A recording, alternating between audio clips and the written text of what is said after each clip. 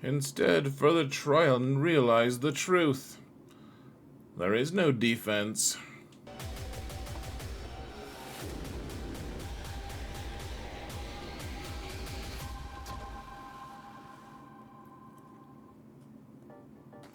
Hello everyone, and welcome to another episode of Xaereth Prevails. Today we're going to talk about the best 3v3 teams for the upcoming 3v3 season. It's going to be an interesting one, without any doubt, in my mind. In fact, it's going to be a very challenging one to discuss. There's also going to be a 3v3 best offensive teams video that will be published at the exact same time as this one. It's going to be linked in the video description, or at the end of this video, if you want to just click on it. And there should also be another video for smaller accounts coming out the day after this one. So hopefully lots of good 3v3 resources, because the season's going to be wild. Also, I would recommend come watch me, come hang out with me on Twitch, folks. There's a link in the video description. It's free. You can come watch me live. You get notifications when I go live, so you can come hang out and just chat, see what's going on. There's a lot of difficult things to navigate this season, as we'll discuss. So let's first thank my patrons. You guys are awesome. Thank you so much for all your support, guys.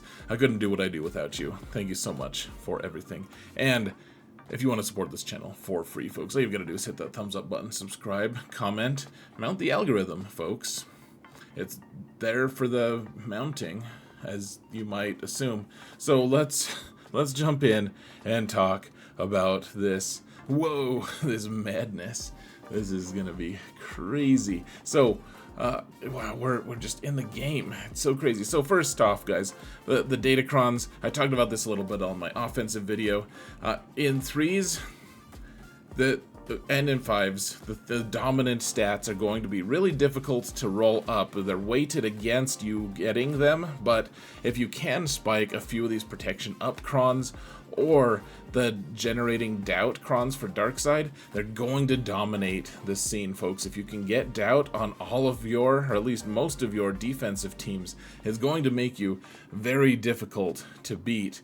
Doubt stops your opponent from getting turn meter, from healing protection, from gaining buffs. It's a ridiculously strong debuff, and it's going to be locked every time, like 3 different times generated for every character on your team. It's immensely powerful on defense if you can actually roll it. It's tough to roll because it's weighted, and I hate the weightedness of it, but there it is. And then the protection up, that's also going to be a game changer. I doubt it'll be quite as impactful, but let's talk about what squads are going to be found on defense, and then I'll show you some of the more advanced teams here at the end of the video. So first off, in 5s, you don't want to put Jabba on defense. In 3s, I kind of think he's fine in 3. I mean, he'll still die to a bunch of stuff, but I do think that for the most part, like Afra in 5s just doesn't care about Jabba at all. She just destroys him really hard. In 3s, she struggles a lot. She's pretty scared. Jabba has a pretty good cron right now with the Boosh cron, so this could be good on defense. I think there's a lot of the teams that don't normally just kill Jabba aren't going to do as good of a job in 3s. We have to have some teams that are good on defense, folks, because it's going to be very challenging to get these teams on, to be able to get these teams on and beat them on. What am I trying to say? It's going to be very challenging to beat teams who are. Hold on. Sorry, I needed to get my composure, folks. It's going to be very difficult to defend well in this, unless you get a bunch of doubt and protection up crons. So I think Jabba's a good bet, honestly. Maybe put him in the back zone so your opponent doesn't have the right tools to beat him. They'll be like, oh, well, he clearly has Jabba on offense, so I'm going to use all my Jabba killing teams in the front zone here, and then, oh look, you have Jabba, I'm screwed. Hopefully that happens exactly like that, with that exact same mental train of thought for them. Now, the Rey team, gosh, this is one I'm just a little uncertain about, guys, to be honest. So Rey with Ben, 100%. You should just always do that. Try to do that. Cal is a question mark for me because we don't have the Ufu Cron anymore to make this team ridiculous and defensive. if you can get all the protection up stuff, that's pretty cool. That would probably stop Starkiller from being able to do his stuff. But Cal, I'm not totally convinced that Cal is going to be better here than Jedi Training Rey. Starkiller really, he's kind of sad by the protection upcron. If you have one protection upcron, probably goes on this team, I would think. You probably want it on defense. Now, Kenobi's a big question mark for me. Now, the account that I'm showing you only has 6 Galactic Legends, so I don't have Lord Vader, don't have Sith Eternal Emperor, and so putting a 3rd Galactic Legend down in 3s is maybe a little sketchy, folks. If you're putting half your GLs down in 3s, it can work. It can also backfire pretty bad. You need to be able to clear your opponent, especially if they have more Galactic Legends than you. And you know, I'm in Kyber 1. There's not a lot of wiggle room. It's a very challenging place to inhabit. So this team on defense, sure, it can kill stuff. Remember, they're not going to be as susceptible to Inquisition because Inquisition don't have that really crazy good Ufu Cron. They do have an Empire Cron that does well, but unless they can find a way to kill your Ahsoka, you want that scoundrel no revive Cron on her. This team probably defends pretty well in 3s against Inquisition. In 5s, I think that's the same situation of you just get killed and doubt, you know, you not doubted, I guess doubt is another thing, but you can get feared and ability blocked until Cat just dies and doesn't get to kill Reva. But in this case, I think in 3s it's a lot tougher to avoid Cat killing Reva. Maybe I'm wrong. We'll have to see, but I think it's a fairly strong defensive team at the very least. And like I said, we probably want to put some very strong teams on defense to make people trip up, and then maybe just give a couple easier teams at the end, just to make sure we have enough teams on offense so we can bludgeon them after they've failed demonstrably against your superior defensive squads. Now, Dark Trooper Moff Gideon is a big question mark for me. I should have Stormtrooper up to Relic 3 before lock. The question is, should Stormtrooper be the 3rd or should Death Trooper?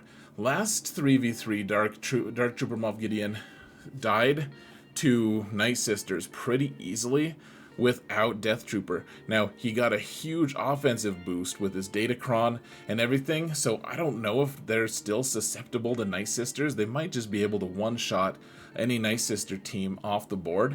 I'm not totally sure, but I do know that Stormtrooper is probably going to go on defense for me initially because I don't have Death Trooper worked up. Eventually, we'll have to find out. But if you have Death Trooper, he's a worthy 3rd. Just remember that in that case, the primary tank is going to be Dark Trooper Moff Gideon. And so if he gets stun locked or whatever, that you'll just have to navigate that. Well, your defenses will have to.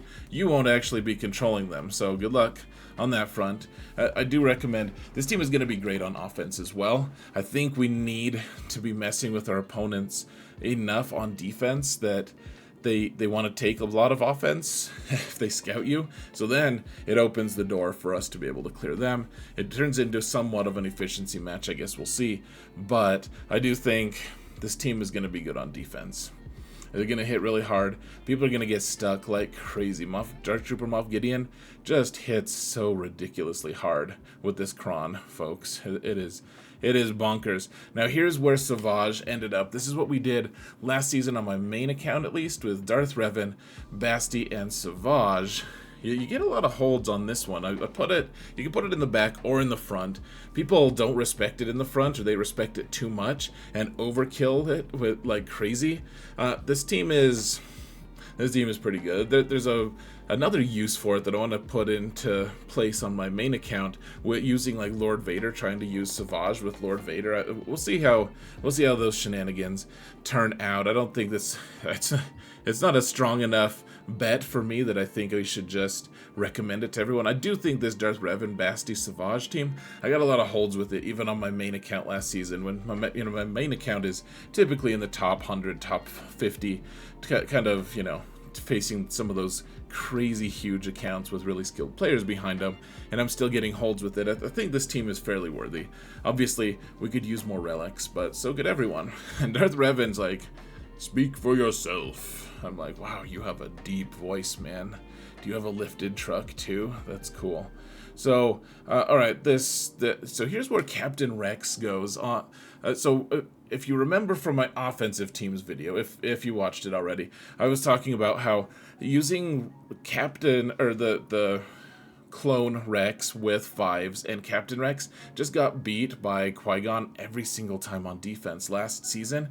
This team actually has a higher win rate against that Qui-Gon team than the clones do. It's not like a wonderful win rate, but I think this is a nice way to be able to get General Skywalker back to his less impotent self and be able to put a team down that's going to be fairly decent on defense. Remember, his Omicron is not super duper effective in threes because it's going to be primarily for clones, though you do get a few different things from this. So in threes, if all allies are clone troopers, so I guess you don't get anything for that, but you still get Rex gains the extra critical damage, the max health, and 25 speed. So his Omicron isn't totally worthless, but it's not as strong as you might kind of think. Gosh, I need to put better mods on him. That's embarrassing. But yeah, this team does pretty well on defense. It messed me up a couple times last season, if I'm being honest, folks. This is decent. You probably want the Zeta on Kanan. You probably want more relics on him. Probably want more relics on Savage too. On everyone, on Hera, on Commander Luke, it just spills over into everyone. So let's see, Commander Luke here. If you could get a protection cron, that would be great. Obviously, they're going to be kind of rare, tough to distribute them to everyone. If you can do that for all of these light side teams, man, they're going to be a lot tougher to deal with. That also goes with this General Skywalker team, for that matter, folks. If you can, I felt strongly enough about this team to even just mention the protection cron level 3. It's kind of a weird one because the level 3 won't ever be used for General Skywalker until he's alone, because you can't get him below 100% health. But that's when he has to sit down and people have to kill Rex in fives. It's going to be people are going to try to kill him. They're like, oh cool, nice, we sat Skywalker down, easy peasy. And then Rex in fives will start getting punched, and they'll get all this extra protection up, and then Skywalker will stand up, and it'll be a whole nightmare in theory. So pretty good team to have on defense if you have the protection level 3. I did also list it as an offensive team. I think either way, protection up cron for this team is going to be a fairly effective tool. The Commander Luke team would also really like that. It's a good defensive team, I think. We'll have to just see how things go. If you can find a protection cron for it, it's going to make a lot of the old counters like troopers really think twice, because Commander Luke has a very punchable face, but if he's got all that protection up, kind of protecting his face, it becomes less punchable, or at least a more durable face. Now, this is another team that I listed for offense or defense. I think on defense, you just throw Crew on here and then have Supreme Leader Kylo just rough it on offense, to be honest, guys. If you're going to keep it on offense, you could put Maul on the team. Lord Vader kind of almost doesn't need Maul this season, I think. I think he can kind of just hang alone. So Maul could go with other Mandalorians.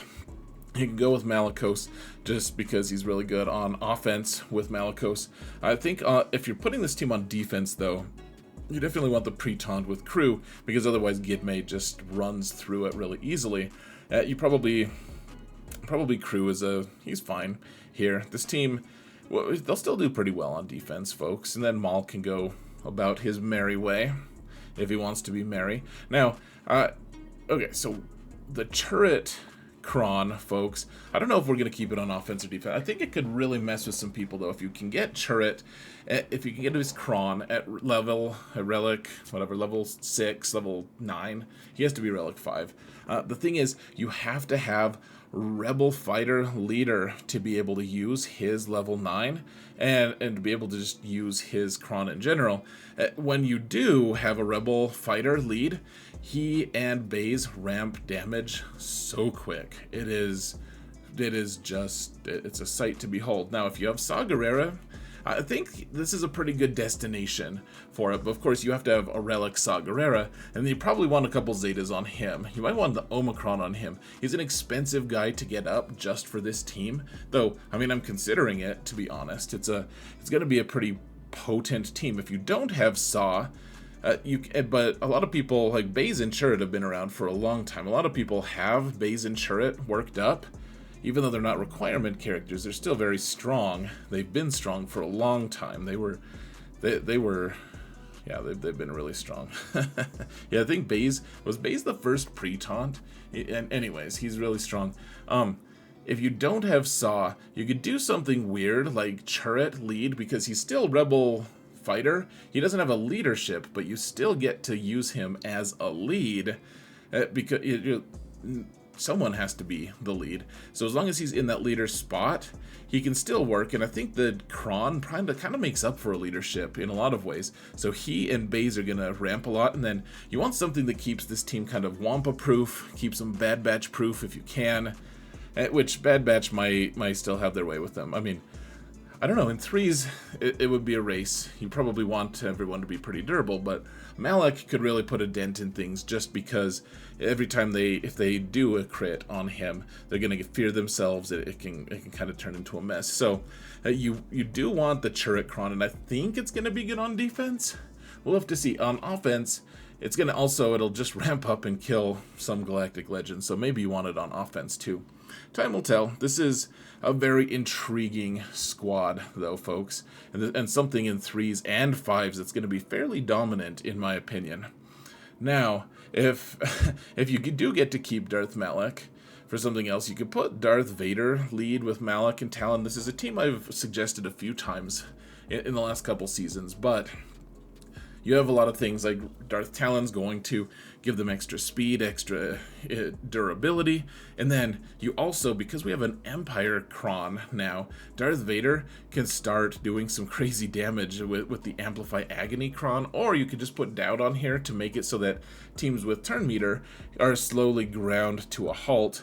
This team will be pretty good on defense, I think. There's a few I'm interested to see. Darth Vader also has some interesting synergies with Lord Vader this season, just because with the Amplified Agony thing, if you can force your opponent to continue taking damage from damage over times, and those dots don't expire, then your Darth Vader Darth Vader lead with Lord Vader could really mess with someone, especially because with Darth Vader lead, your Lord Vader stops suddenly having to reduce everyone's down to just health, and then Bo-Katan Mandalore will be less effective. So anyways, this team, Darth Vader, has some interesting uses. I don't know if this is going to end up being where his best place is, but he has a good Kron right now, and I think in general the Amplified Agony level 6 for Empire is a pretty good fit for this squad.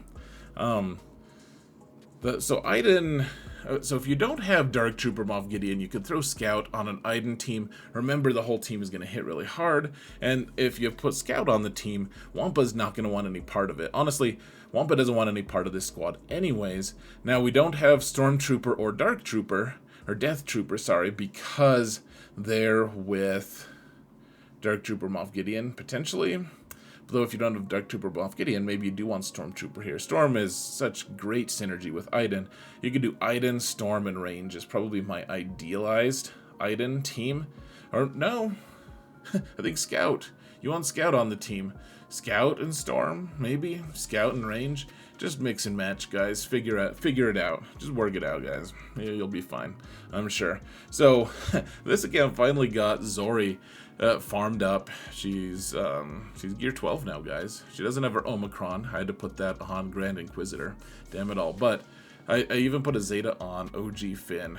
Gosh, this team is it's fully Zeta'd. We just need a pile of relics and gear for Zorii. But this is a good team. You could go Finn, Poe, as we've done in the past. Zorii, as I've said before, is significantly better.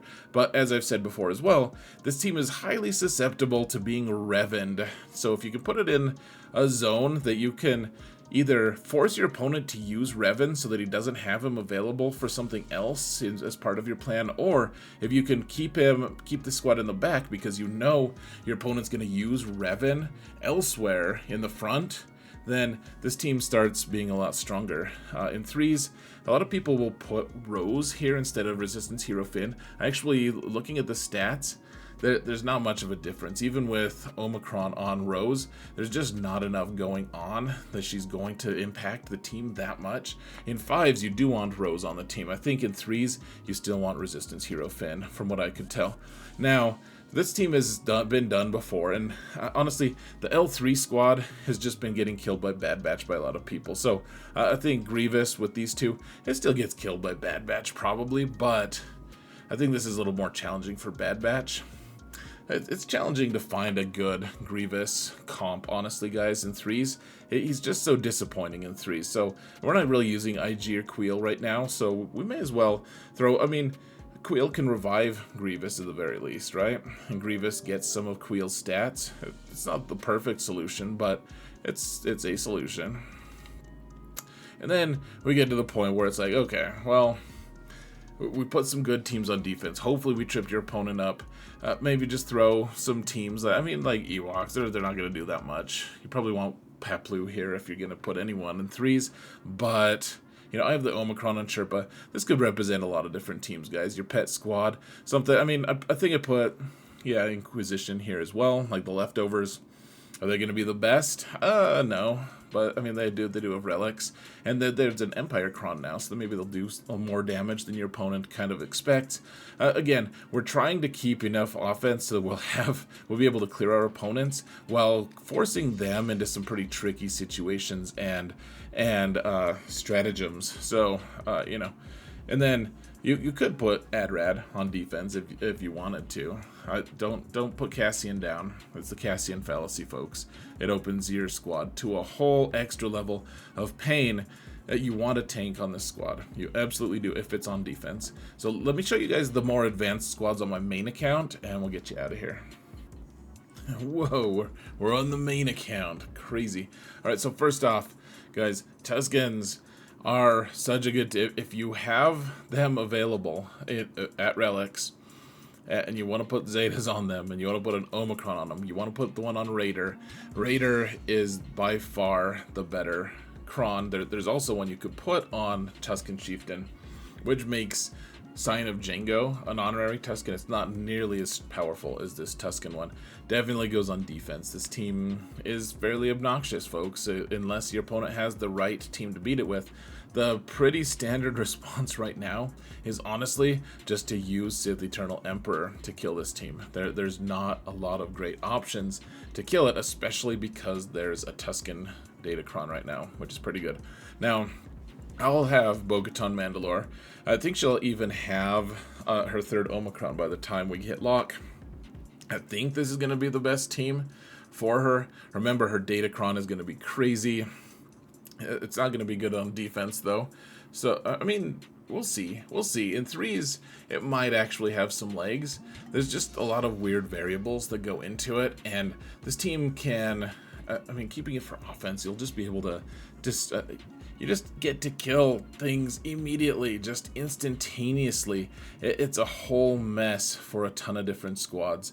And Lord Vader, I believe I've seen Bo-Katan just solo a 5-man Lord Vader team, just on her own. I think that was what I saw. It's hard to believe. It's like, wow, I don't believe this. That's how hard it is to believe, folks. But yeah, this team on offense is going to do some pretty dirty stuff with the Datacron, so I don't see why you'd keep it for defense. Honestly, we'll see how the season goes, though. That might end up happening.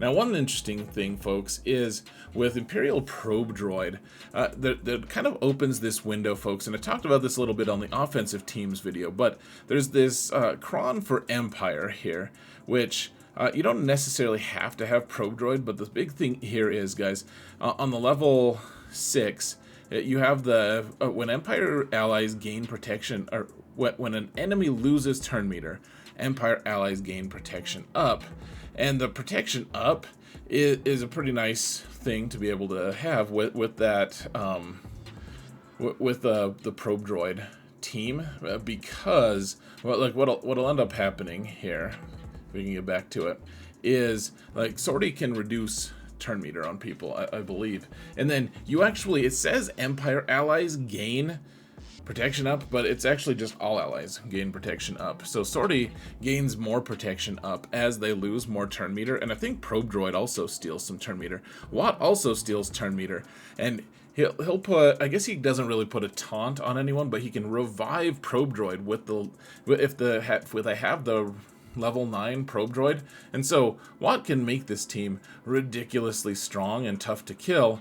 It's not necessarily, it's gonna like a timeout team. I don't know if it's gonna be worthwhile, but we could do something like that. There's a few different variants of this squad kicking around out there. I'm interested to see how it goes, folks. The protection up spam on certain characters is pretty obscene, and Zorii does a really good job managing that. And then if you're running Lord Vader without Maul, you can go a lot of different places, including with Malicos or with his boys Gar Saxon and ISC. Then they do a lot of damage. You want to put tenacity on them. You can actually get a lot of tenacity on a Datacron now, so you can actually get them even more than you can get them naturally. It's a fairly, I mean, this squad does a lot of damage on both offense and defense, though on defense there are certain things that, I mean, it's just not as tightly sealed, I guess. There's a few different teams you're like, oh yeah, we can just use that to beat them. On offense, though, they're going to be able to take out a lot of stuff, so I'm pretty interested to see where Maul goes. And then finally, Saw with Bodhi. If you guys read Bodhi's Datacron, it's pretty interesting. You can put him with Kyle Katarn. You can do a lot of cool stuff. Let me real quick also show you guys what my Galactic Legend builds are, just as quick as I can, just so I try to show you guys this every season as well, though usually I do it on the offensive teams video. So we have Jabba, pretty standard stuff. You just want the Datacron, the Jabba, or the Boosh Datacron for this set. Leia, I think she's going to want to be on offense. Just keep her with Drogon and R2-D2. I guess there's a use case potentially for moving Drogon to a team like Saw Gerrera or something, because he is a rebel fighter. He could do some cool stuff, but I think he does pretty well with Leia, and he can bring rebel fighter power to the Leia squad. So I think he does pretty well. Just the generic standard team.